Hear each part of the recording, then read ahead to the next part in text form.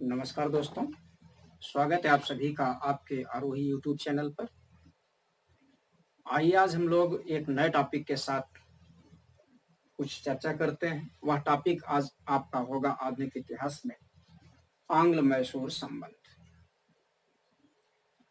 वैसे देखा जाए आंग्ल मैसूर संबंध हैदर अली और टीपू सुल्तान के मध्य स्थापित किया गया, जो 4 युद्धों के माध्यम से स्थापित हुआ।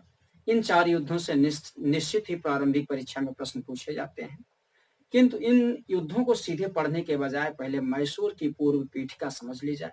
मैसूर राज्य का उद्भव, मैसूर राज्य का अस्तित्व और यहाँ से बनने वाले प्रश्न तथा हैदर अली और टीपू सुल्तान के बारे में। फिर उसके बाद हम चारों आंग्ल मैसूर युद्धों को समझते हैं।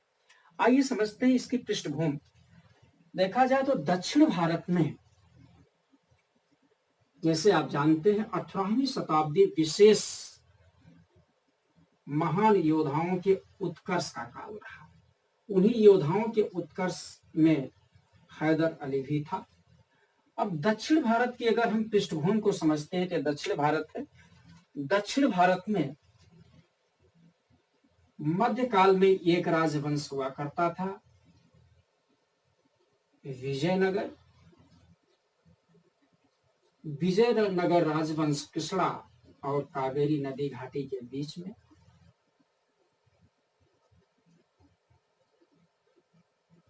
विजयनगर, और इसी विजयनगर में 4 राजवंश क्रम से शासन किए। पहला था संगम वंश। यहां से निश्चित ही प्रश्न बनेंगे, जब हम विजयनगर को पढ़ाऊंगा तो वहां चर्चा कर लूंगा। संगम वंश, फिर दूसरा राजवंश है शालुआ वंश, फिर तीसरा इसी में है तुलुआ वंश, और चौथा राजवंश है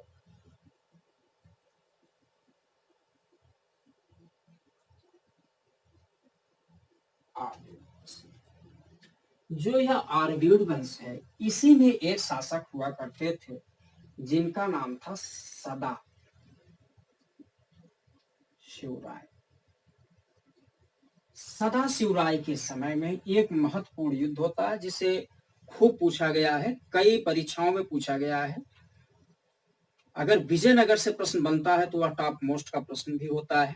ठीक है, तो सदा शिवराय के समय में एक युद्ध लड़ा गया जिसे तालीकोटा का युद्ध कहा जाता है।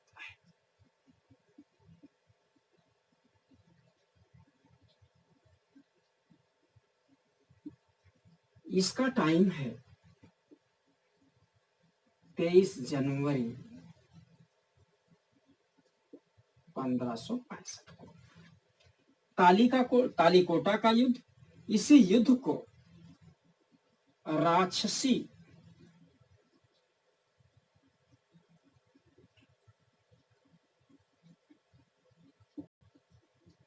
टांगड़ी का युद्ध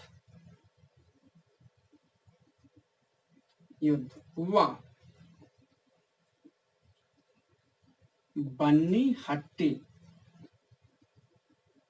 का युद्ध, इन 3 नामों से जाना जाता है। आपसे पूछा जाता है कि तालीकोटा का युद्ध कब लड़ा गया। क्योंकि यहाँ मैं मध्य इतिहास नहीं पढ़ रहा, मेडुअल नहीं पढ़ रहा, इसे तालीकोटा के युद्ध के बारे में विशेष चर्चा न करके इतना मैं जरूर कहना चाहूंगा कि सदा शिवराय के समय में लड़ा गया था। इसमें 4 शासक भाग लिए थे। विजयनगर का शासक 5वां था। इसी के समय में सदा शिवराय के सेना का नेतृत्व राम राय कर रहा था। राम राय का भाई तिरुमल आर्यवीड राजवंश की स्थापना की, और इसी आर्यवीड राजवंश में एक शासक हुआ करता था, महान शासक हुआ करता था, जिनको वेंकट द्वितीय के नाम से जाना जाता है। समझने की कोशिश करिएगा, वेंकट द्वितीय। और वेंकट द्वितीय के समय में 1612 में, ध्यान रखिएगा, वेंकट द्वितीय के समय में 1612 ईस्वी में मैसूर में वाडियार वंश। ठीक है, मैसूर में विजयनगर के अंतर्गत एक मैसूर राज्य की स्थापना की गई और उसी मैसूर राज्य में, ध्यान रखिएगा, मैसूर राज्य में वाडियार राजवंश की स्थापना हुई। और 17, जैसे हमने कहा 18वीं शताब्दी महान योद्धाओं का उत्कर्ष का काल था, तो 1704 ईस्वी में वाडियार वंश में एक राजा चिक्का कृष्णराज हुआ करता था, जो औरंगजेब की अधीनता स्वीकार कर ली। ध्यान रखिएगा, जो औरंगजेब की अधीनता स्वीकार कर ली चिक्का कृष्णराज ने। और इसी चिक्का कृष्णराज के समय में दो सगे भाई, ध्यान रखिएगा, दो सगे भाई, एक थे देवराज, दूसरे थे नंजाराज। ध्यान रखिएगा, देवराज और नंजाराज। देवराज दलवाई, ध्यान रखिएगा, दलवाई जिसे आप सेनापति कहते हैं, और नंजाराज सर्वाधिकारी,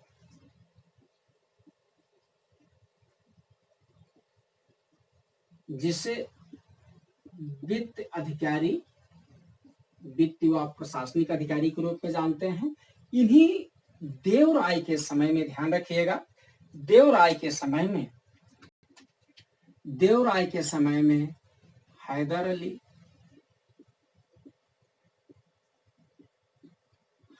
अली इनकी सेना में शामिल हुए और अपनी प्रतिभा के बल पर धीरे धीरे हैदर अली मैसूर का शासक बन बैठा। मैसूर का शासक कैसे बन बैठा, उसके बारे में जब हैदर अली के बारे में विशेष अध्ययन करेंगे तो हम चर्चा कर लेंगे। ये तो मैसूर राज्य की स्थापना की बात रही कि जैसे आपको बताया गया कि आरबीड वंश का शासक वेंकट द्वितीय के समय में मैसूर राजवंश या मैसूर में वाडियार वंश की स्थापना हुई और इसी में ये शासक चिक्का कृष्णराज था। चिक्का कृष्णराज के दो अधिकारी थे जिनका नाम देवराज और नंजाराज था। देवराज के सेना में हैदर अली जैसे योग्य शासक हुआ जो समय के साथ अपने आप को मजबूत किया और यहाँ मैसूर का शासक बन बैठा। अब यही मैसूर का शासक जो हैदर अली है, इसी के माध्यम से दो युद्ध इनके, या हम 1.5 युद्ध कह लें, और 2.5 युद्ध इनके पुत्र के बीच में लड़ा जाएगा, जिनके माध्यम से आंग्ल मैसूर संबंध स्थापित किए जाएंगे। अब आंग्ल मैसूर संबंध स्थापित करने के पहले हैदर अली के समकालिक या मैसूर हैदर अली और के समकालिक भौगोलिक स्थिति या उनके राजवंशों की जानकारी कर ली जाए। आइए देखते हैं, जिस समय यहाँ मैसूर राजवंश था, प्रारंभ से ही यहाँ मराठा राजवंश,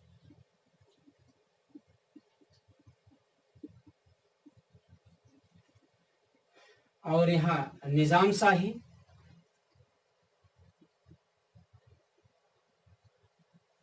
ठीक है, मैसूर यहाँ दिख ही रहा है। यहाँ पर कर्नाटक के शासक नवाब, ये 4 आपके स्थानीय शक्तियां हैं। इसके अतिरिक्त 2 विदेशी शक्तियां भी उस समय यहाँ शासन कर रही थी या उस समय आई हुई थी। मद्रास में ईस्ट इंडिया कंपनी और पांडिचेरी में फ्रांसीसी, माही में फ्रांसीसी और कारिकल में फ्रांसीसी।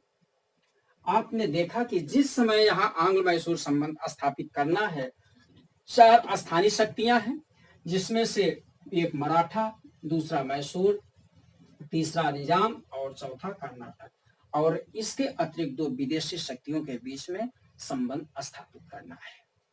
और यही चारों शक्तियों के बीच में हरदम गुट बनते रहेंगे और उन्हीं गुटों के माध्यम से प्रथम आंग्ल मैसूर युद्ध, द्वितीय मैसूर युद्ध और तृतीय आंग्ल मैसूर युद्ध, चतुर्थ आंग्ल मैसूर युद्ध जैसे युद्ध होंगे। यहाँ से निश्चित ही प्रश्न पूछते हैं। आपको मुझे पूरा विश्वास है कि आप इस पृष्ठभूमि को समझ लिए होंगे। अब इसी पृष्ठभूमि में हैदर अली 1727 में जन्म होता है। आइए हैदर अली के जीवन परिचय और उनसे संबंधित बातें समझ लें, उनके बाद उनके पुत्र से संबंधित बातें समझ ली जाए, फिर यहाँ से जो उनसे संबंधित जिस प्रकार के प्रश्न बने उनको हम समझेंगे, फिर उसके बाद चारों आंग्ल मैसूर युद्ध को समझेंगे। आइए देखते हैं अब मैसूर में हैदर अली और उनके पुत्र टीपू सुल्तान के बारे में। इसके बाद जैसे हमने चर्चा किया है कि आंग्ल मैसूर युद्ध के संबंध में अलग से देखेंगे, उसके लिए वीडियो अलग से बनेगा।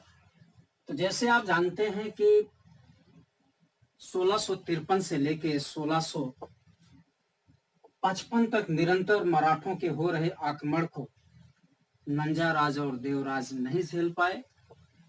फलतः अनुकूल स्थिति को पाकर हैदर अली मैसूर की गद्दी पर 1760 में बैठ गया। आइए हैदर अली और उनके पुत्र से संबंधित महत्वपूर्ण पॉइंट्स जो आपके प्रारंभिक परीक्षा के दृष्टिकोण से महत्वपूर्ण है उनको देखें। अब प्रश्न उठता है कि हैदर अली का जन्म कहाँ हुआ था। हैदर अली का जन्म 1622 ईस्वी में मैसूर के कोलार नामक स्थान पर हुआ था। इनके पिता का नाम फतेह मोहम्मद था। इनकी मृत्यु 7 दिसंबर 1782 को चित्तूर नामक स्थान पर हो गया था, जब द्वितीय आंग्ल मैसूर युद्ध चल रहा था। द्वितीय आंग्ल मैसूर युद्ध के समय हैदर अली घायल हुए और घाव काफी गंभीर हो गया। फलतः 7 दिसंबर 1782 को इनकी मृत्यु हो गई। और 1755 में मोस्ट इंपॉर्टेंट ये पूछा जाता है, कई बार पूछा गया है, कोर्ट में पूछा गया है, टीसीएस में भी पूछा गया, आईएएस में भी पूछा गया है। 1755 में इन्होंने फ्रांसीसियों की सहायता से डीडीगुल में तोड़ेदार बंदूक की कारखाना बनवाई। फ्रांसीसियों की सहायता से तोड़ेदार बंदूक की कारखाना बनवाई और 1755 में ही डीडीगुल के किले का किलेदार बनाया गया। जब ये किलेदार बन गए तो इन्होंने 2 महत्वपूर्ण काम किए। पहला काम इन्होंने डीडीगुल में तोड़ेदार बंदूक कारखाना बनाया और ये जैसे आप जानते हैं ये पढ़े लिखे नहीं थे। अपनी निरक्षरता को दूर करने के लिए अपने सलाहकार के रूप में खांडे राव को रखा और खांडे राव के सहयोग से ही राजमाता अपने कूटनीति के माध्यम से राजमाता को अपनी तरफ मिलाकर नंजाराज की हत्या करके स्वयं गद्दी पर बैठ गए। ठीक है, खांडे राव एक ब्राह्मण थे। ठीक है, और इन्होंने अपनी राजधानी मैसूर से श्रीरंगपट्टनम को बनाया। पूछा जा सकता है श्रीरंगपट्टनम तृतीय आंग्ल मैसूर युद्ध के समय श्रीरंगपट्टनम की संधि हुई थी। आइए देखते हैं 1760 में नंजाराज की हत्या करके जैसे मैसूर की गद्दी पर बैठे। हैदर अली के समय में बेदनूर के राजा की मृत्यु हो गई और बेदनूर के राजा की मृत्यु के बाद उनके 2 उत्तराधिकारी विद्रोह कर बैठे और उनकी हत्या करवाकर हैदर अली ने बेदनूर का नाम बदलकर हैदर नगर कर दिया। यह भी महत्वपूर्ण पॉइंट है। किसी परीक्षा में कहीं न कहीं किसी स्टेट में आपसे पूछे जा सकते हैं। आइए अगला पॉइंट्स देखते हैं। हैदर अली मोस्ट इंपॉर्टेंट, हैदर अली दक्कन के शासकों में पहले व्यक्ति थे या पहले शासक थे जिन्होंने ब्रिटिश ईस्ट इंडिया कंपनी को पराजित किया, या आप ऐसे कह सकते हैं प्रथम आंग्ल मैसूर युद्ध जो 1667 से 1669 के बीच लड़ा गया। इस समय गवर्नर जनरल वायरलेस्ट रहे और इसमें मद्रास की संधि हुई थी। इसको हम बाद में जब देखेंगे तो वहां देख लेंगे। तो इस युद्ध में इन्होंने अंग्रेजों को पराजित किया और ये धर्म सहिष्णु शासक थे। दक्षिण भारत में धर्म सहिष्णु शासक थे। इन्होंने चामुंडेश्वरी देवी के मंदिर को दान दिया और अपने सोने और तांबे के सिक्कों पर, मोस्ट इंपॉर्टेंट, सिक्कों पर शिव, पार्वती तथा विष्णु के चित्र भी अंकित करवाए। ये जो महत्वपूर्ण बिंदु है आपके प्रारंभिक परीक्षा के दृष्टिकोण से महत्वपूर्ण है और इसके अतिरिक्त इनकी उपलब्धियां लिखने में भी विशेष भूमिका का निर्वाह करेंगे। अब आइए इनके सुपुत्र टीपू सुल्तान के बारे में देखें। टीपू सुल्तान का जन्म वैसे 20 नवंबर 1750 को देवनहल्ली में हुआ था।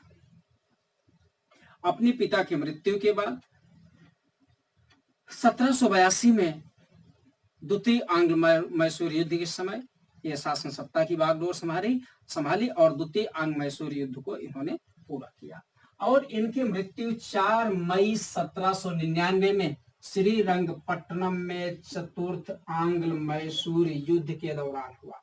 मोस्ट इंपॉर्टेंट, श्रीरंगपट्टनम चतुर्थ आंग्ल मैसूर युद्ध के समय कोई संदेह नहीं होती। पूछा भी जाता है चतुर्थ आंग्ल मैसूर युद्ध के समय गवर्नर जनरल कौन था, शासक कौन था। गवर्नर जनरल बेलजली साहब थे, तो उनको हम बाद में देखेंगे। ठीक है, आइए देखते हैं कि इनके बारे में थॉमस मुनरो हैं। इन्होंने कहा एक महत्वपूर्ण कथन, ये नई रीत पर चलने वाला अशांत आत्मा कहा। टीपू सुल्तान को थॉमस मुनरो ने नई रीत पर चलने वाला अशांत आत्मा कहा है। यही टीपू सुल्तान 12 महल डीडी गुल को अपने कब्जे में यही थॉमस मुनरो 12 महल डीडी गुल का क्षेत्र जब ईस्ट इंडिया कंपनी को मिलता है, तो यही थॉमस मुनरो जो है वहां पर रैयतवाड़ी व्यवस्था का प्रतिपादन किया, रैयतवाड़ी व्यवस्था का प्रचलन किया। आइए देखते हैं, टीपू सुल्तान ने बादशाह की उपाधि धारण की।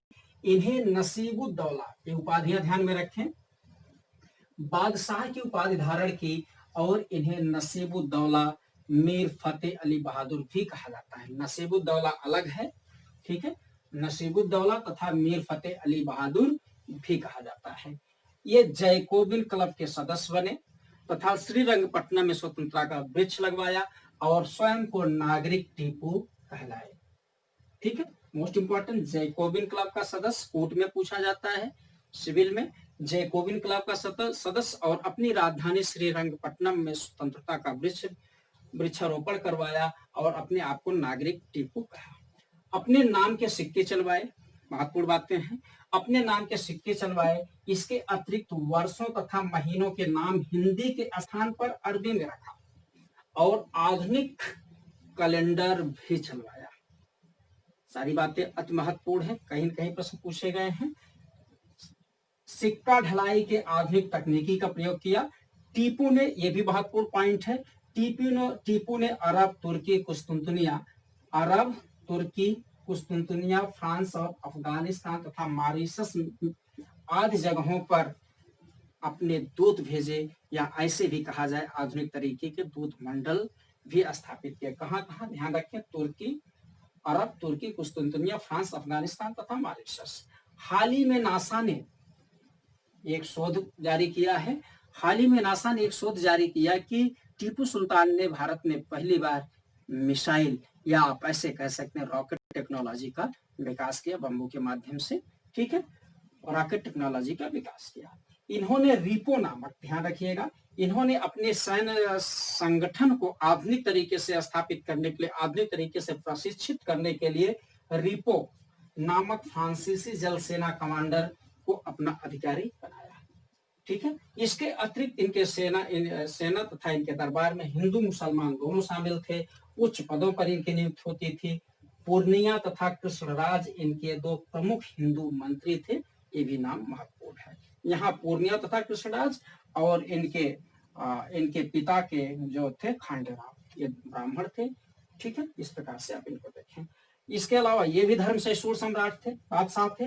ये श्रृंगेरी देवी के मंदिर को पुनर्निर्माण करवाया। श्रृंगेरी देवी का मंदिर मराठों के आक्रमण के समय ध्वस्त हो चुका था, उसका पुनर्निर्माण करवाया और शारदा देवी की मूर्ति के लिए इन्होंने दान दिया है। इसके अतिरिक्त ये द्वितीय आंग्ल मैसूर युद्ध, तृतीय आंग्ल मैसूर युद्ध और चतुर्थ आंग्ल मैसूर में भाग भी लिए, स्वयं लड़े और चतुर्थ आंग्ल मैसूर युद्ध में इन्हें वीरगति प्राप्त हुई। इस प्रकार से इनसे संबंधित महत्वपूर्ण प्रश्न हैं। अब देखा जाएगा इसके अतिरिक्त अगला वीडियो जो हमारा आएगा, चारों आंग्ल मैसूर युद्ध से संबंधित वीडियो बनेगा और उससे संबंधित महत्वपूर्ण प्रश्नों पर हम चर्चा करेंगे।